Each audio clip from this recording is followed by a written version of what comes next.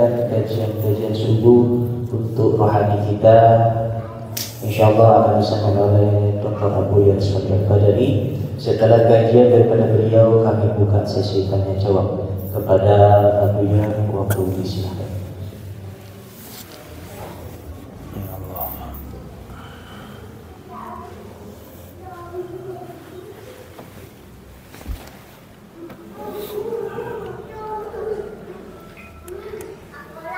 Bismillahirrahmanirrahim.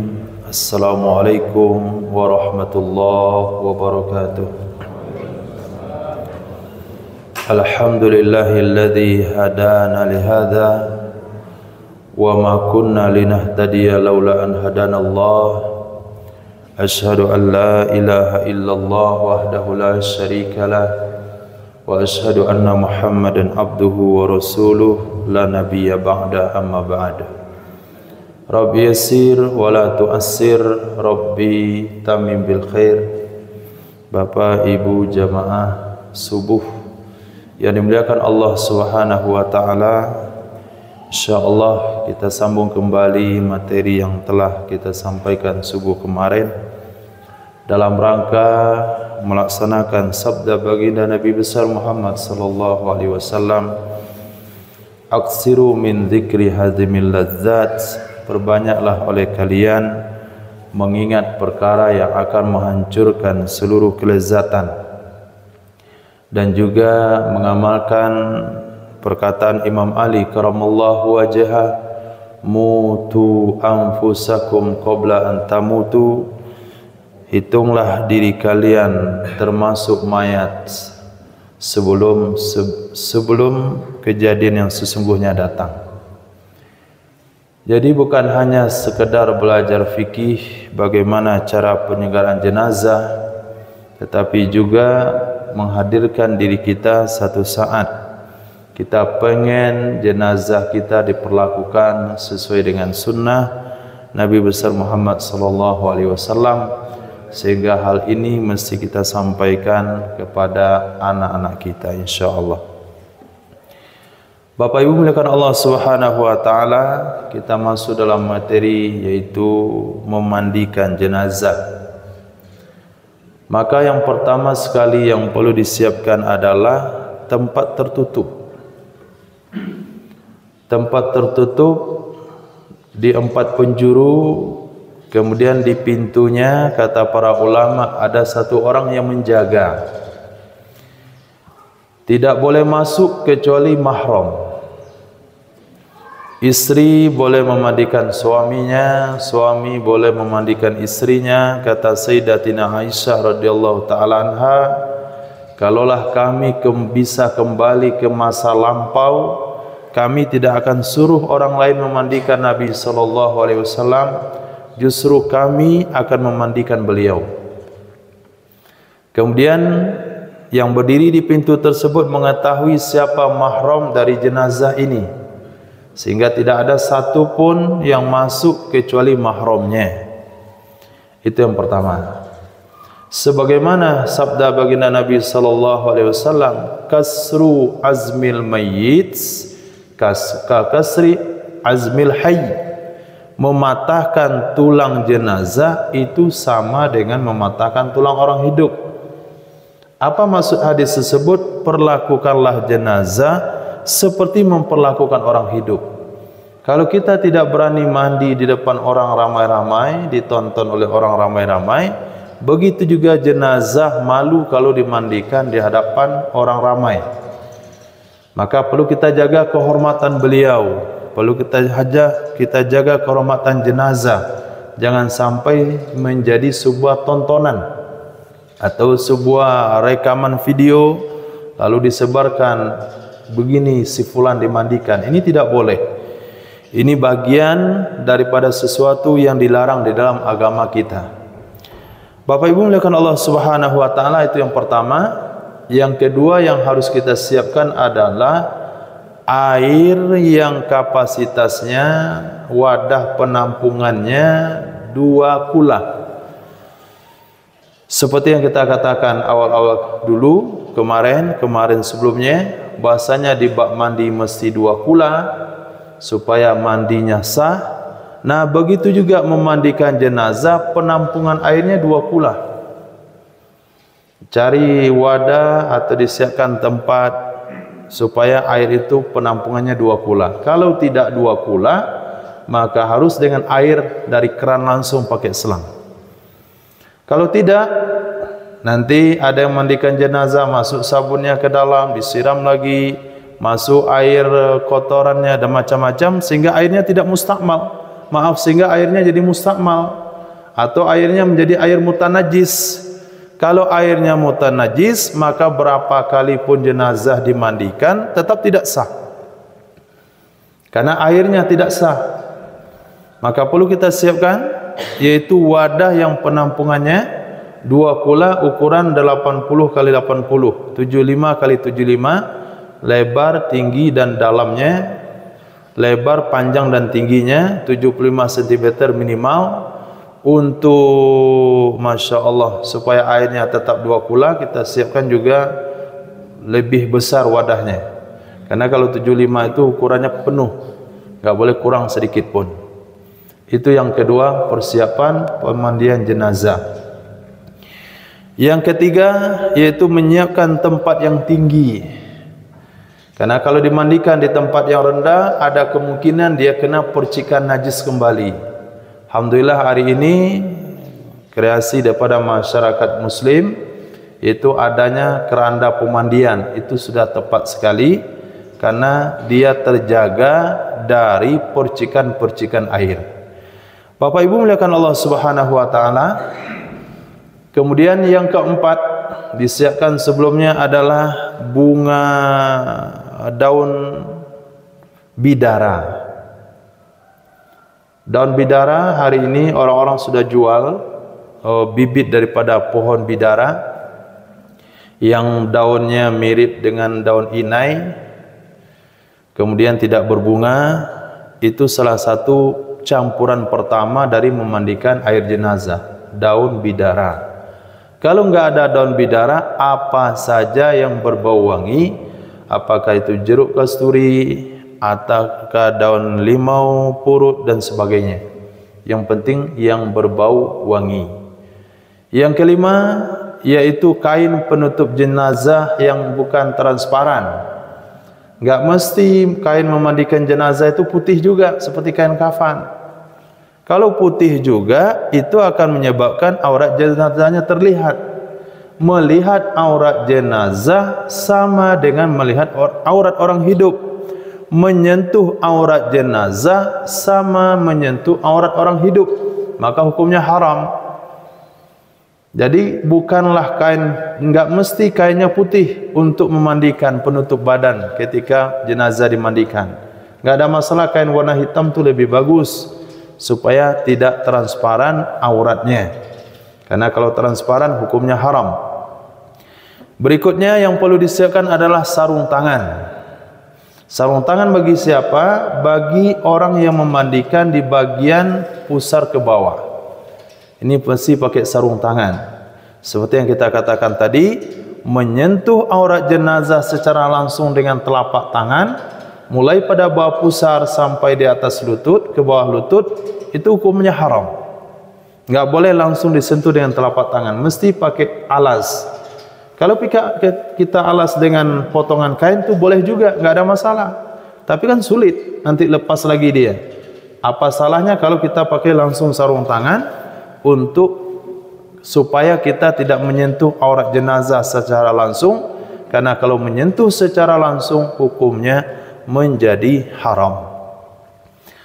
Berikutnya yang perlu disiapkan juga adalah kapur barus yang sudah dihaluskan. Kapur barus yang sudah dihaluskan, ini beberapa hal yang perlu kita siapkan sebelumnya. Mungkin peralatan mandi yang lainnya, apakah itu sampo-nya dan sabunnya. Bapak Ibu muliakan Allah Subhanahu wa taala, setelah itu apa yang harus pertama kita mulai? Daripada memandikan jenazah, kita bayangkan saja kita orang hidup. Bayangkan saja proses mandi orang hidup.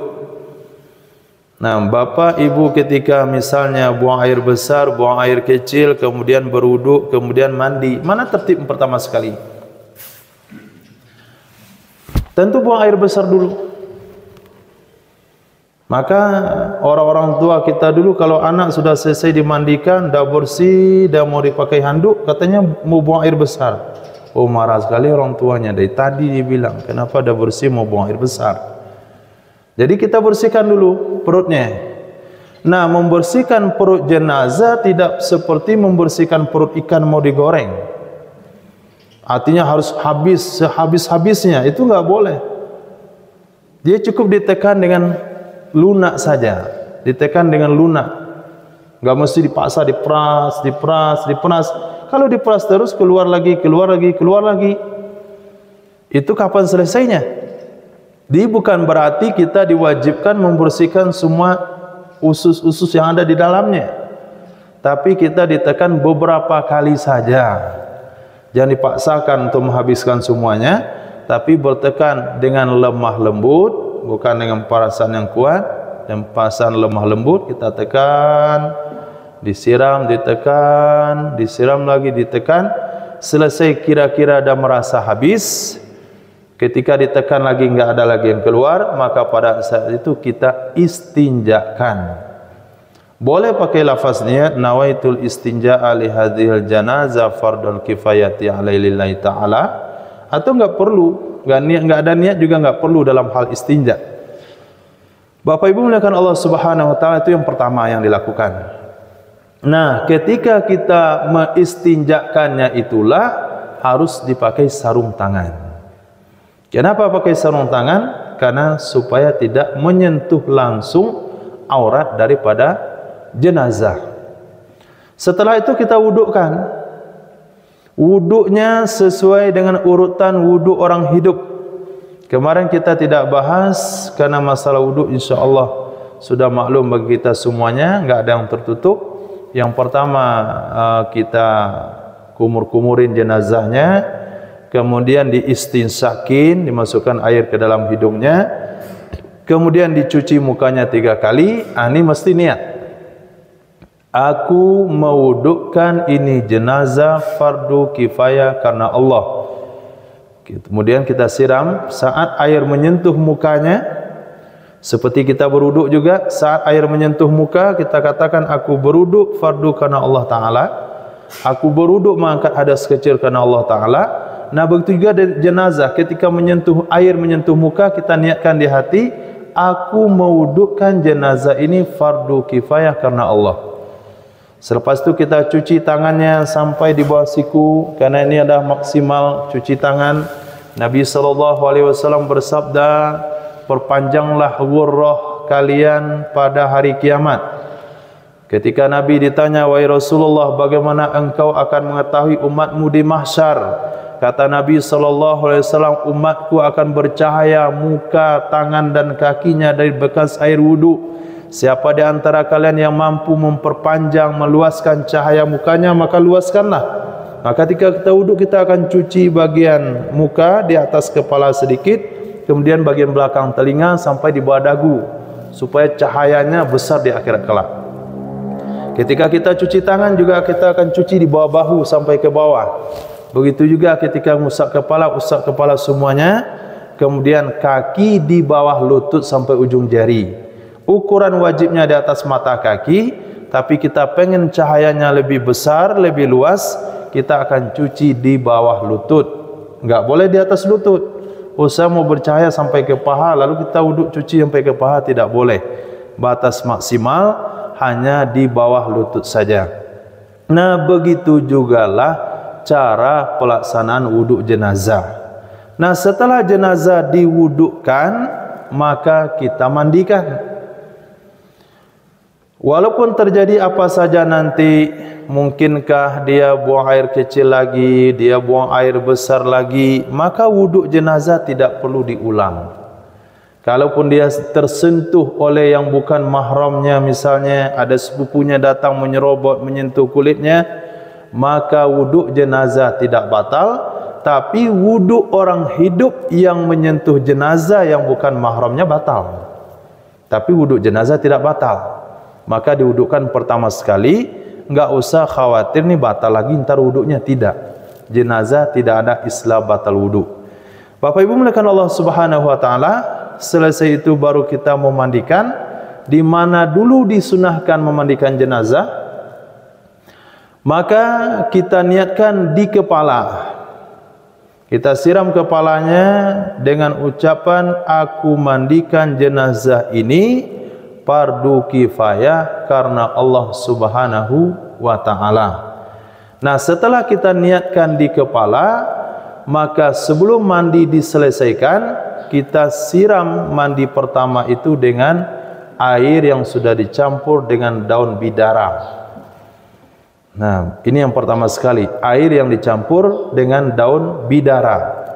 Maaf sebelumnya, sebelum jenazah dimandikan, sebelum jenazah diproses seperti yang kita sampaikan tadi, ulama menyarankan supaya di dalam ruangan pemandian jenazah itu dibakar sesuatu yang berbau wangi. Dibakar sesuatu yang berbau wangi, apakah kayu gahru atau kemenyan Arab atau kemenyan Indonesia atau pokoknya yang sifatnya baunya harum. Gunanya supaya nanti menyaingi apa yang keluar daripada jenazah, sehingga orang memandikan tidak merasa jijik. Ini anjuran dari para ulama.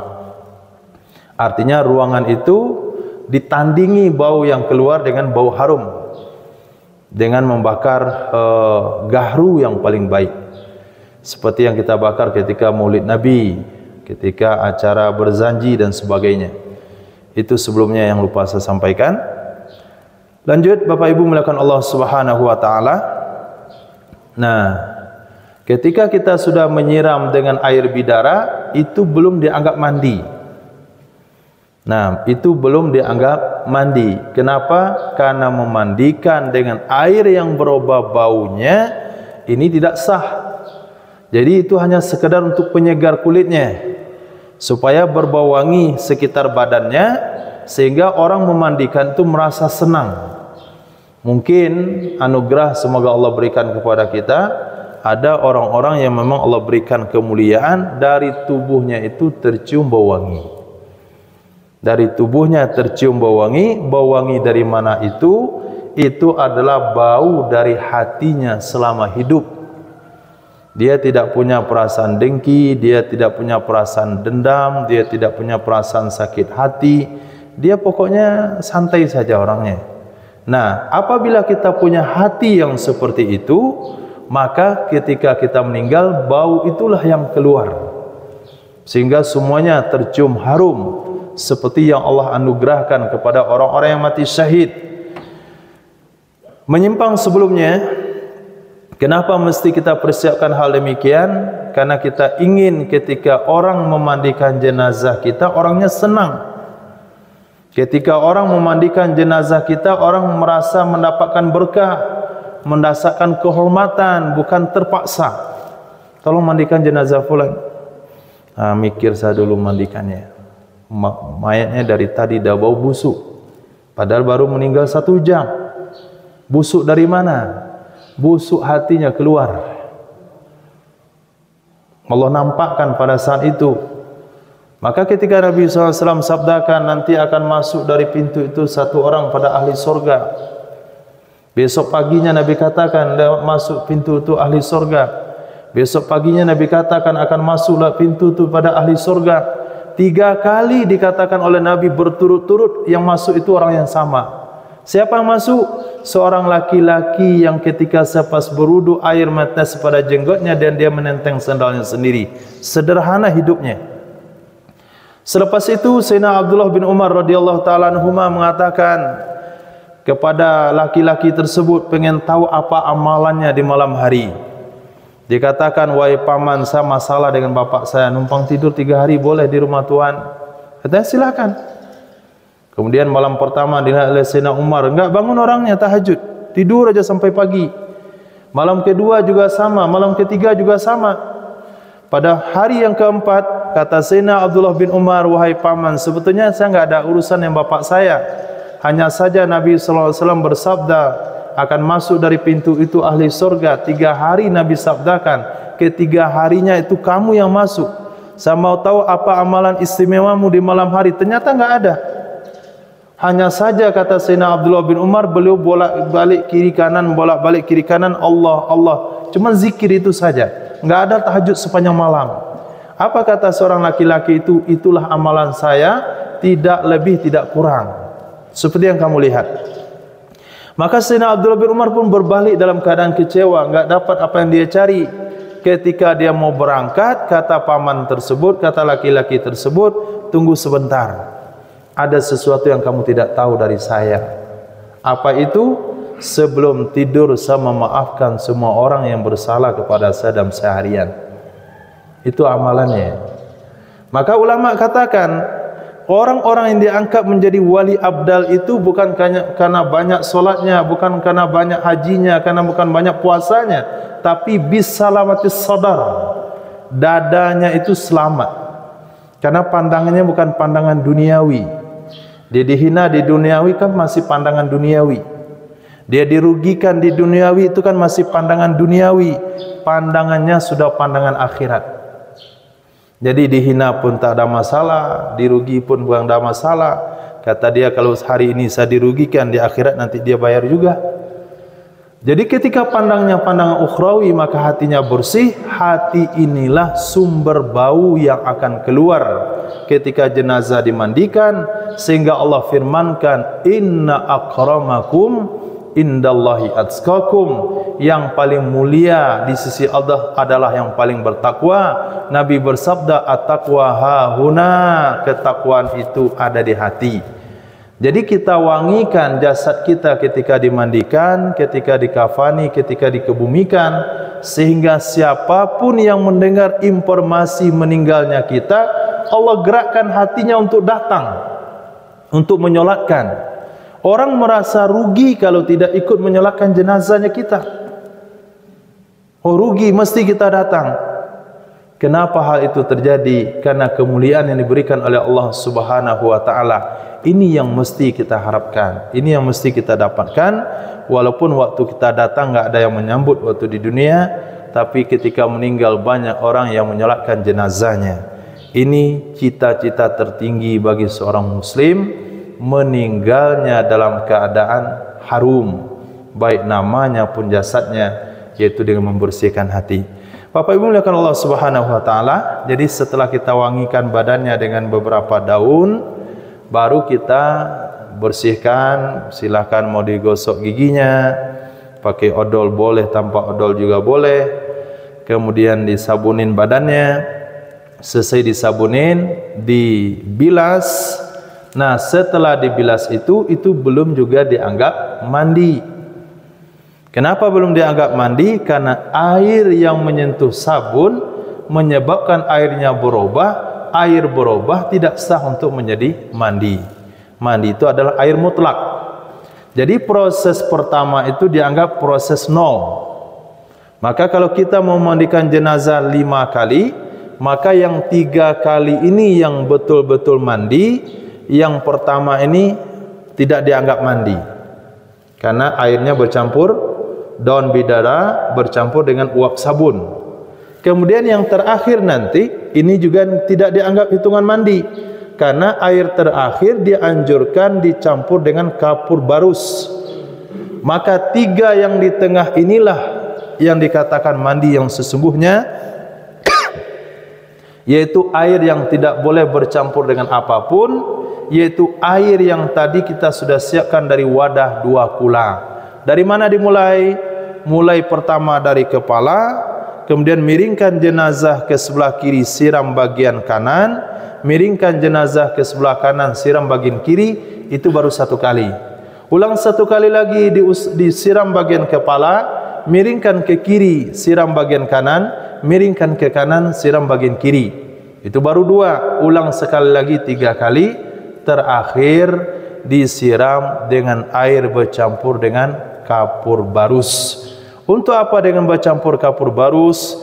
Supaya jenazahnya itu cepat lebih awet. Ketika dikebumikan itu tidak langsung didatangi oleh serangga-serangga yang ada di dalam tanah, sehingga lebih lama prosesnya karena baunya wangi. Itu kalau mau mandinya 5. Kalau mau mandinya 7, maka 5 yang kita buat dari air bersih. 1 yang pertama yang bercampur dengan daun bidara, terakhir yang bercampur dengan kapur barus, 5 di tengah-tengahnya. Jadi mandi itu boleh 5, boleh 7, boleh 9, boleh 11. Nah, tergantung kepada yang diperlukan. Bapak Ibu muliakan Allah Subhanahu wa taala, maka kalau jenazahnya tidak bisa dimandikan, yaitu seperti jenazah korban kebakaran, kalau dimandikan akan terkelupas kulitnya, maka jenazah ini akan ditayamumkan. Nah, tayamumnya 2 kali. Apa maksud tayamum 2 kali? Kita tayamumkan pertama untuk ganti wudu, kita tayamumkan kedua kalinya untuk ganti mandi. Tayamum ganti mandi, tayamum ganti wudu, caranya sama, yaitu di muka dan 2 tangan. Jangan seperti kejadian ada sebuah tempat ketika yang meninggal ini adalah bayi ini ternyata belum khitan. Kalau bayi belum khitan itu tidak cukup dimandikan saja, harus tambah tayamum lagi.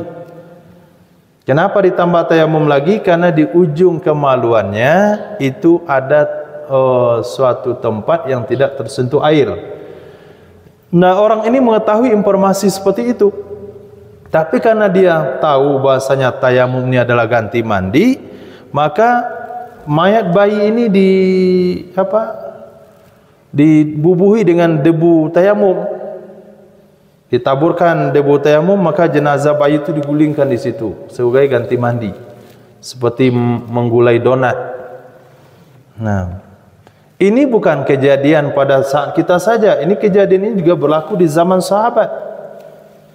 Ketika sebuah peperangan sahabat junub di malam hari, kemudian mau salat subuh, dingin sekali, nggak bisa berwudu. Akhirnya Sayyidina Umar bin Khattab radhiyallahu anhu memutuskan untuk tidak mandi dan tidak solat. Kemudian ada sahabat satunya lagi memutuskan untuk tayamum. Bagaimana beliau tayamum? Ambil debu disiramkan ke badannya, kemudian melakukan solat subuh. Kemudian sampai di Madinah diceritakan kepada Nabi sallallahu alaihi wasallam, Nabi tidak menyalahkan satupun dari mereka. Kenapa? Karena syariatnya belum ada. Lalu Nabi ajarkan, kalau kamu tayamum ganti mandi, cukup muka dan telapak tangan. Jadi bukan badan dilumuri dengan debu. Bapak Ibu muliakan Allah Subhanahu wa taala, jadi kalau mayat ini adalah mayat yang tidak mungkin tersentuh air, kita tayamumkan di muka. Aku niat mentayamumkan mayat ini ganti mandi, kemudian kita usapkan debu di tangan kanan dan tangan kirinya, kemudian kita kafani. Kalau hal ini tidak dilakukan, maka jenazah tidak boleh disolatkan. Jenazah tidak boleh disolatkan. Misalnya ada kejadian longsor, jadi jenazah tertimbun, enggak mungkin lagi digali, dibiarkan saja itu jadi kuburan massal, maka itu enggak boleh solat di situ. Jenazah itu enggak perlu disolatkan karena dia belum mandi. Nah, begitu juga dengan jenazah yang hilang, tenggelam dalam laut, walaupun dia sudah dalam air, tapi karena belum dimandikan tidak boleh disolatkan. Begitu juga ketika kita salat gaib. Nah, ketika kita salat gaib, maka perlu kita tanya dulu informasinya, jenazah sudah mandi atau belum. Kalau jenazah belum mandi, belum boleh disolatkan. Itu sebabnya orang mati syahid tidak disolatkan. Kenapa tidak disolatkan orang mati syahid? Karena dia tidak mandi. Kenapa orang mati syahid tidak boleh dimandikan? Karena di badannya ada darah yang menjadi saksi di hadapan Allah Subhanahu wa taala yang tidak boleh dihilangkan di badannya. Sehingga orang mati syahid itu langsung dikafani dan dikuburkan, tidak boleh dimandikan, karena kita tidak boleh menghilangkan bukti perjuangannya di hadapan Allah Subhanahu wa taala nanti.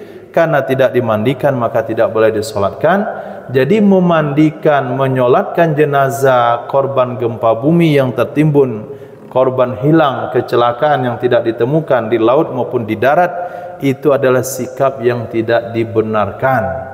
Kenapa? Karena kita melakukan ibadah solat jenazah terhadap jenazah yang belum dimandikan, hukumnya tidak boleh. Bapak Ibu muliakan Allah Subhanahu wa taala, itulah proses memandikan jenazah.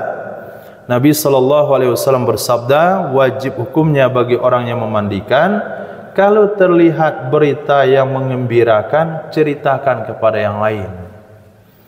Ketika dimandikan dia senyum, ketika dimandikan terlihat keluar air matanya, ketika dimandikan baunya wangi sekali, ketika dimandikan semua yang memandikannya bersemangat, itu perlu kita ceritakan. Tapi apabila ketemu hal yang sebaliknya, ketika dimandikan tercium bau busuk, ketika dimandikan susah untuk dimandikan, bahkan jatuh dari keranda misalnya, itu sama sekali tidak boleh diceritakan kepada siapapun, dan kita tidak boleh berpandangan rendah kepada jenazah tersebut.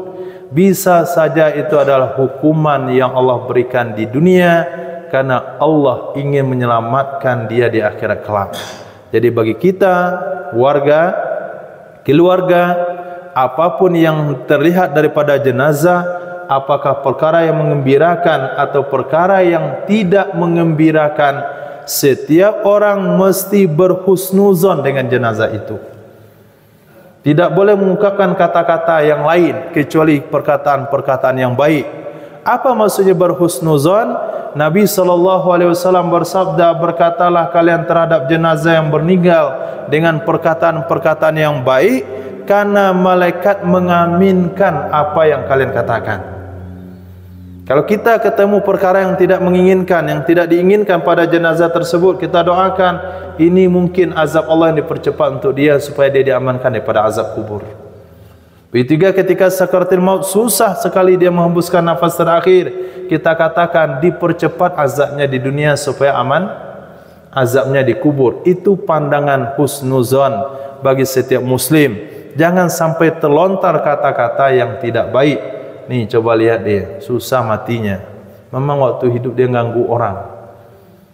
Amin kata malaikat. Innalillah. Berarti dengan kata-kata kita sudah menyebabkan saudara muslim kita masuk dalam azab Allah. Berarti kita sudah berpihak kepada syaitan. Syaitan berharap dia mendapatkan azab, kita juga mengharapkan hal yang sama. Ini yang tidak diinginkan. Jadi apapun yang terlihat pada saudara muslim kita, baikkah atau tidak baik, ketika dia sakaratul maut, ketika memandikan, harus terlontar di ucapan kita adalah perkara yang baik. Kalau yang baik, alhamdulillah. Kalau tidak baik, kita katakan ini adalah hukuman Allah yang dipercepat untuknya supaya dia diselamatkan daripada azab berikutnya. Itu seharusnya yang kita ucapkan. Allahumma ghfir lahu, Allahumma ghfir laha. Insyaallah demikian materi dalam memandikan jenazah. Kalau Bapak Ibu ada pertanyaan, dipersilakan insyaallah.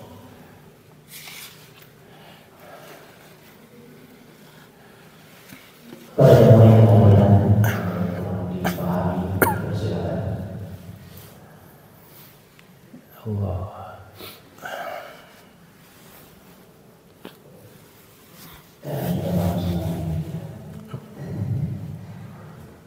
Allah.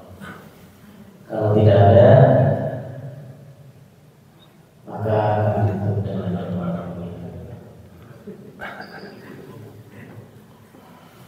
enggak ada lama nunggu isyraq. Assalamualaikum warahmatullahi wabarakatuh. Waalaikumsalam warahmatullahi wabarakatuh. Ibu-ibu ada yang tanya.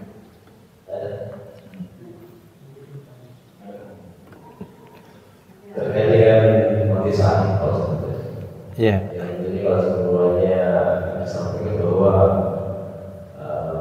dari yang berkorbannya sebagai saksi, ya kita tidak perlu dimandikan.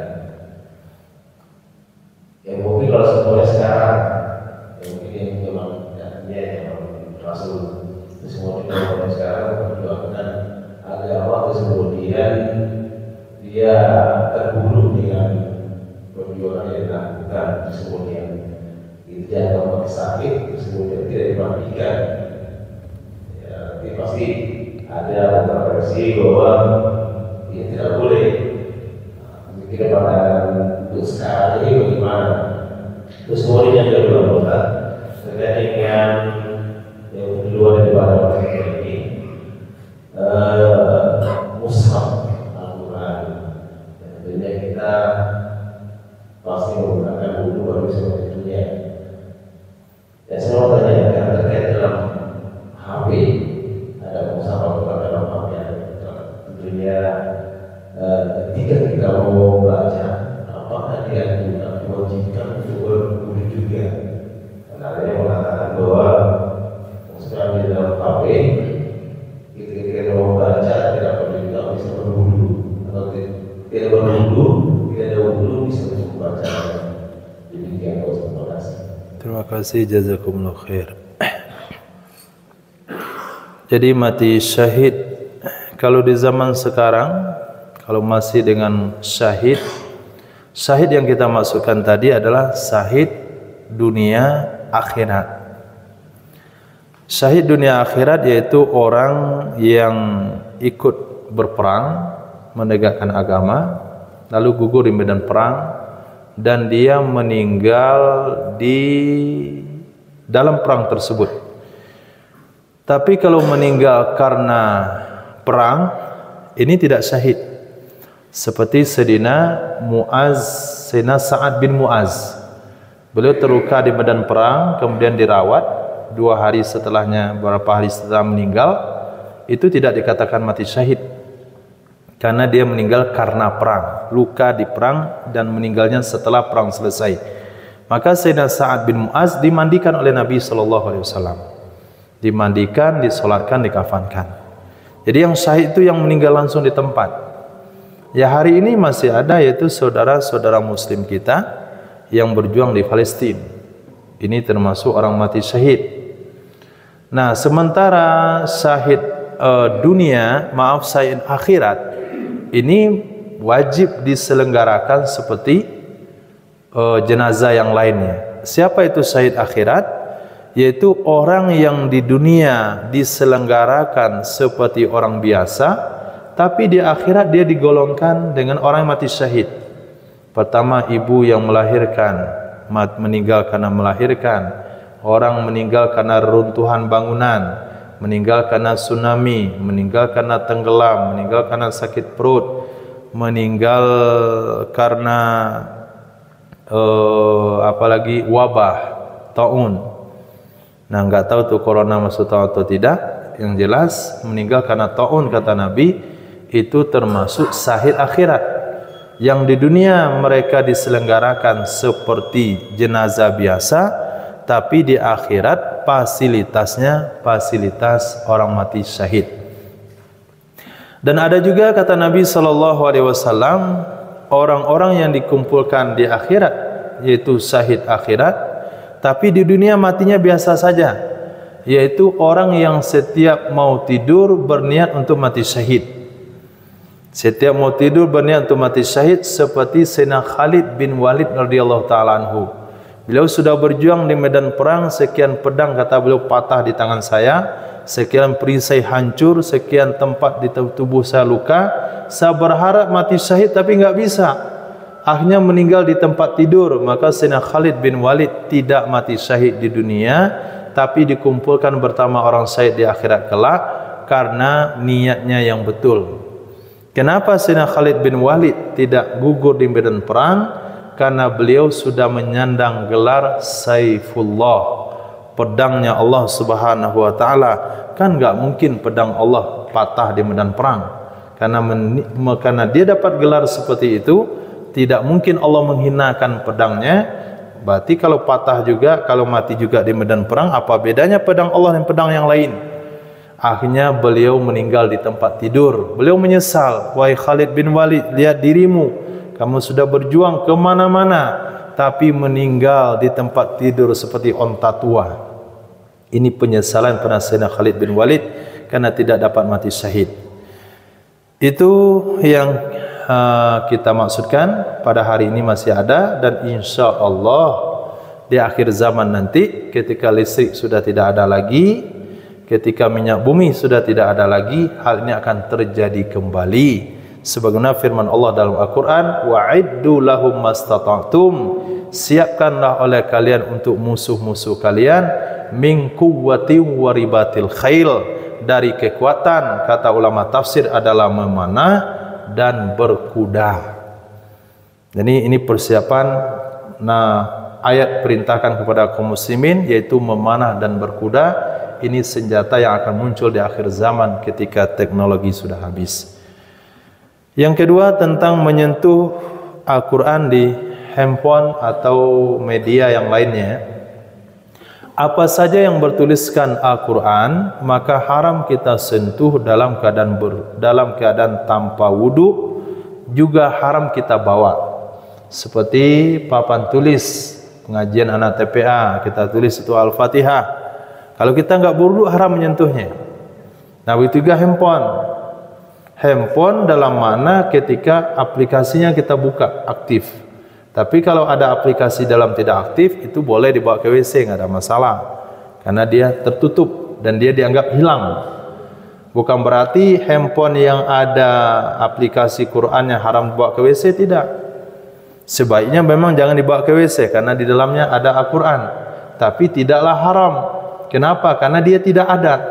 Ditutup programnya, dia dianggap kosong, dianggap hilang. Tapi ketika terbuka, maka hukumnya sama dengan hukum Quran. Menyentuhnya mesti berwudu, membawanya mesti berwudu, walaupun membacanya enggak mesti berwudu. Kalau membaca enggak mesti berwudu. Kalau membaca tanpa wudu satu huruf nilainya 10, tapi kalau berwudu satu huruf nilainya 70. Kalau dalam salat lain lagi nilainya, lebih tinggi lagi. Jadi dalam masalah menyentuh apa saja, apakah itu kaligrafi, apakah itu papan tulis, apa itu kain, apakah itu spanduk dan sebagainya, setiap yang bertuliskan huruf-huruf Al-Quran, setiap bertuliskan kalimat-kalimat Al-Quran, tidak boleh kita sentuh, tidak boleh kita bawa, kecuali dalam keadaan berwudu. Nah, kecuali Al-Quran yang ada di terjemahan. Nah, itu boleh kita sentuh tanpa wudu. Kenapa? Karena dia ikut dengan yang lain. Kecuali juga Quran yang kita masukkan dalam tas. Di situ ada benda-benda lain, di situ juga ada Al-Quran, kita niat membawa tasnya, membawa barang-barang lain. Jadi Quran menumpang ke situ, itu hukumnya boleh. Demikian insyaallah. Ya Allah ya Karim.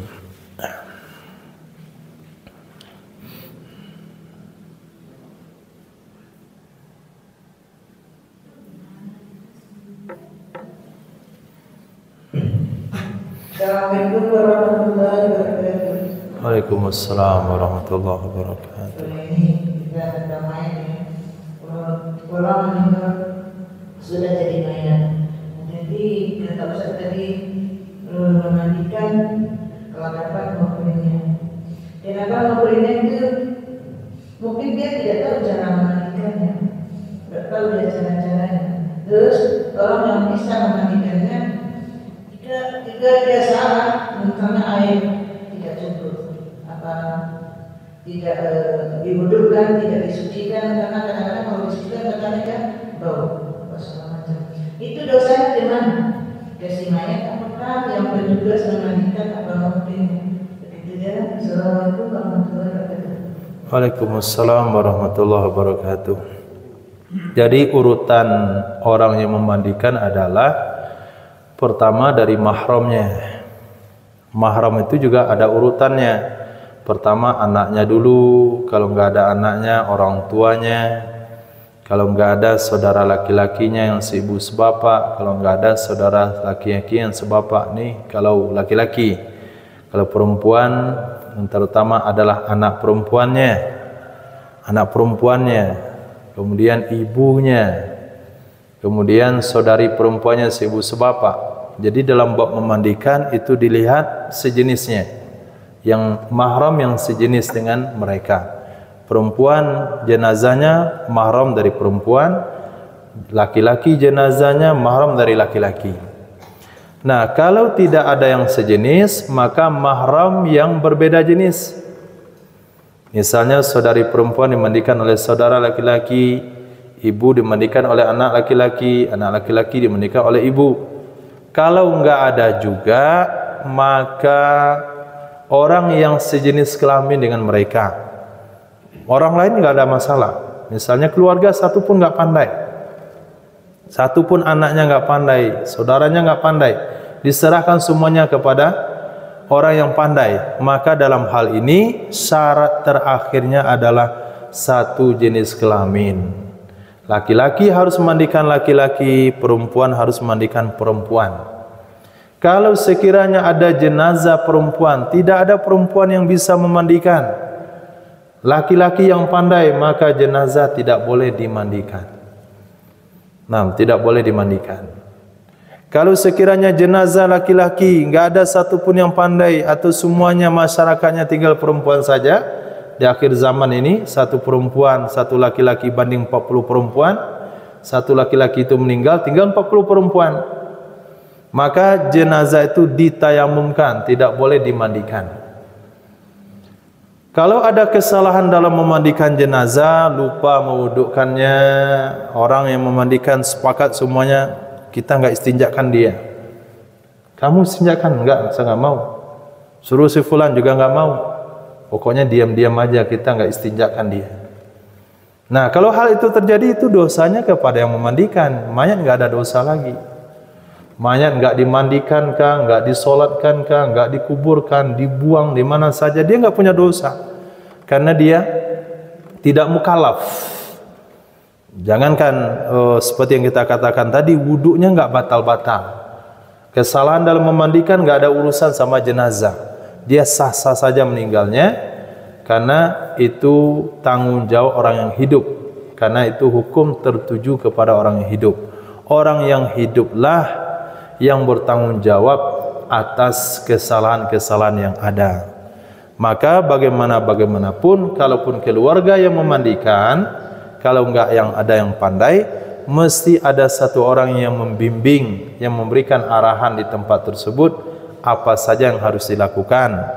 Misalnya dia cuma memberikan instruksi saja, kamu wudukkan bapak kamu, nah sepasnya kamu sabunin, pelan-pelan, jangan kuat-kuat, sebagaimana kamu dimandikan waktu kecil dulu, kemudian disiram lagi, balikkan ke kanan, balikkan ke kiri. Ini kalau sekiranya mengatakan dia enggak pandai, maka satu orang alim ada di situ, orang yang pandai ada di situ, memberikan instruksi saja, itu pun enggak ada masalah. Nah, demikian insyaallah.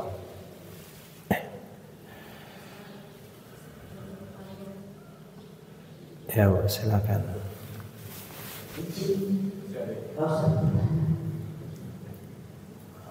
Ya. Saya punya pertanyaan, karena ada orang itu yang kecelakaan, setelah itu bagian tubuhnya itu yang cuma tersisa itu cuma kepalanya aja saya dimandikan, itu tetap disolatkan atau tidak? Ya, pertanyaan kedua itu, kayak ada orang mati, kayak orang mati gitu, meninggal dunia, bagusnya di Wamena ini atau enggak di Jawa contohnya? Terima kasih. Terima kasih, jazakumullah khair. Mati kecelakaan, Masya Allah, semuanya udah hancur, tinggal kepalanya saja. Nah, apa saja bagian tubuh yang kita jumpai, wajib kita mandikan. Wajib kita mandikan, dan kita kafankan, dan disolatkan. Misalnya ketemu kepalanya, maka kita akan mandikan, kemudian kita kafani, kita solatkan. Selepas itu kalau ketemu bagian tubuh yang lain, siap dicuci, ditimbun, itu saja. Jadi, oh ini baru kepalanya ketemu, kita tunggu dulu badannya, cari dulu kakinya, ya kubur dulu apa yang ada, itu nggak boleh. Maka bagian-bagian terpenting ketika ditemukan itu kita mandikan lebih awal, kemudian kita kafani. Tentu bagian yang kita maksud di sini adalah bagian besar dari tubuhnya, Kepala itu kan bagian besar pada tubuh. Tapi kalau ketemu jarinya tidak. Nah, baru ketemu tunjuknya saja. Kita mandikan, kita kafanin, lalu sholat jenazah. Kita nanti selepas sholat jenazah, masyarakat mana jenazahnya? Tuh, cuma jari satu. Itu bukan jenazah. Jadi bagian anggota tubuh yang mewakili daripada manusia itu sendiri. Misalnya pinggang ke leher, kemudian pinggang ke kaki, kemudian kepala. Tapi kalau bagian tubuh yang kecil tidak, seperti jari, seperti tangan, itu bagian dari yang kecil. Ya, kita pada saat itu kita bisa menilai ini sudah bagian terbesarnya atau belum. Kalau sudah bagian terbesarnya, kita selenggarakan seperti jenazah. Tapi kalau bagian terkecilnya, hanya kita cuci dan kita tanam. Seperti orang diamputasi misalnya, kakinya atau telunjuknya atau jarinya karena kencing manis, diabetes, hanya dipotong, maka itu dicuci, ditanam. Sama dengan ujung khitan. Tapi kalau bagian besar pada tubuh seseorang, maka pada saat itu kita akan selenggarakan. Kemudian kalau meninggal di luar kota, di luar provinsi, maka sebaiknya diselenggarakan di sini dan dikebumikan di sini. Nah, tidak dianjurkan untuk dibawa pulang. Nah, di mana dia meninggal, di sana dikebumikan. Kecuali nggak boleh dikebumikan di situ, baru kita bawa pulang. Karena Bapak Ibu melakukan Allah Subhanahu Wa Taala, lebih baik biaya, hadisnya nanti kita carikan. Bahasanya fatwa ulama mengatakan tidak boleh jenazah meninggal di satu tempat kita bawa pulang, apalagi sampai berhari-hari. Ini akan menyebabkan hilangnya kehormatan pada jenazah tersebut. Hilang kehormatannya. Kita sangat sayangkan sekali anaknya meninggal di Mesir, dikirim ke Indonesia. Mendingan dikuburkan di Mesir di situ. Maka Allah akan menghitung jarak antara tempat dia tinggal, di mana dia tempat meninggal. Allah akan berikan surga seluas itu kepada yang meninggal dunia. Apalagi orang mencari nafkah, niat untuk menafkahi keluarga, ini termasuk pahala jihad fisabilillah. Termasuk orang belajar ilmu agama, apalagi pergi umroh meninggal dibawa pulang, itu sangat juga mengecewakan. Sudah terbaik terkubur di Madinah, bermohon kepada Allah kita meninggal di Madinah, dia sudah meninggal di Madinah disuruh pulang. Jadi fatwa para ulama mengatakan sebaik-baiknya jenazah dimandikan secepatnya, diselenggarakan secepatnya, dikebumikan di mana dia meninggal dunia. Nanti kita akan berkumpul di mahsyar. Meninggal di Wamena, meninggal di Jawa, meninggal di mana saja, ngumpulnya sama tempatnya nanti di mahsyar. Enggak akan tertinggal. Insyaallah akan Allah satukan. Demikian insyaallah. Khair.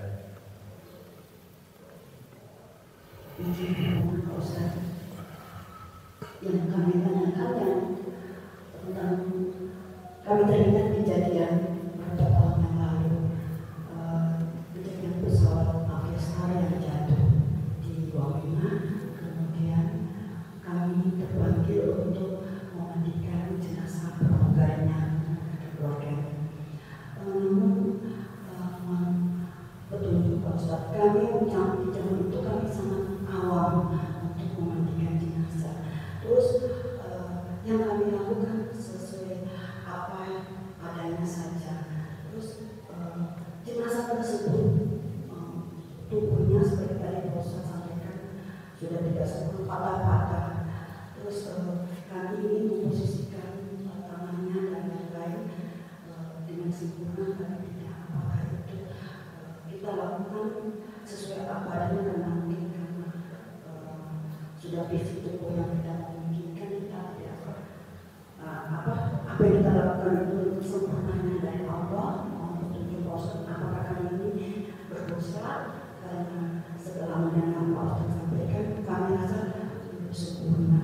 Kemudian ada kita temukan giginya yang patah, kita bingung meletakkannya kemana. Setelah itu kita masukkan ke juga diusahakan menemukan ditemukan ditaruh di tas kotornya, tapi kalau itu untuk pilotnya dimasukkan saja. Mohon petunjuk Pak Ustaz apa yang kami lakukan. Terima kasih. Wassalamualaikum warahmatullahi wabarakatuh. Waalaikumsalam warahmatullahi wabarakatuh. Jadi ketika kita menangani jenazah kecelakaan, maka asal kita sudah memandikannya, menyiram dengan air 1 kali, itu sudah cukup dengan niat memandikan. Tidak perlu ikut penyelenggaraan tadi, dikasih daun bidara 3 kali 4 kali, tidak, cukup sekali saja, karena itu kondisinya darurat. Dan juga tidak diwajibkan mencuci darahnya sampai hilang. Ini anggota tubuhnya sampai berdarah, cuci lagi, tidak perlu. Cukup kita siram 1 kali, kemudian kita satukan di dalam kafannya. Nah, menyatukannya itu pun ikut ijtihad kita, ikut pandangan kita masing-masing. Apakah nanti setelah kita kafani satu persatu dari korban kecelakaan tersebut, ternyata tertukar tangannya, misalnya tertukar giginya, maka itu tidak ada tanggung jawab kita, karena kita sudah melakukan semaksimal mungkin. Dan tidak wajib bagian tubuh yang terlepas pada jenazah kita tempatkan di posisinya. Patah giginya bisa masukkan aja dalam kafan, jarinya patah masukkan dalam kafan. Astagfirullah. Lepas jarinya kita masukkan dalam kafan, tangannya kita masukkan dalam kafan, otaknya masuk dalam kafan. Gak mesti kita posisikan pada tempat semula, karena itu tidak diwajibkan.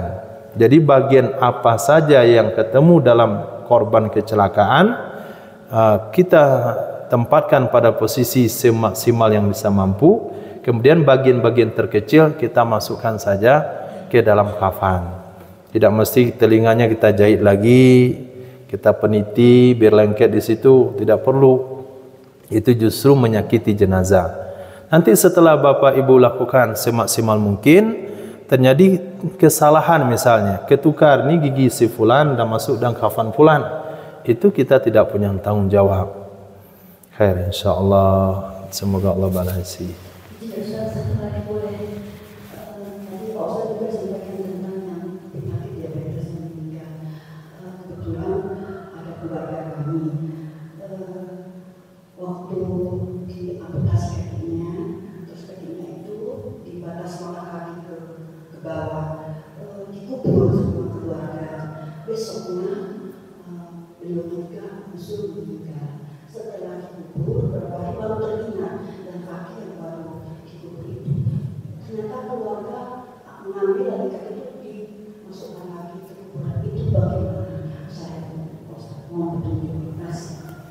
Terima kasih, jazakumullah khair.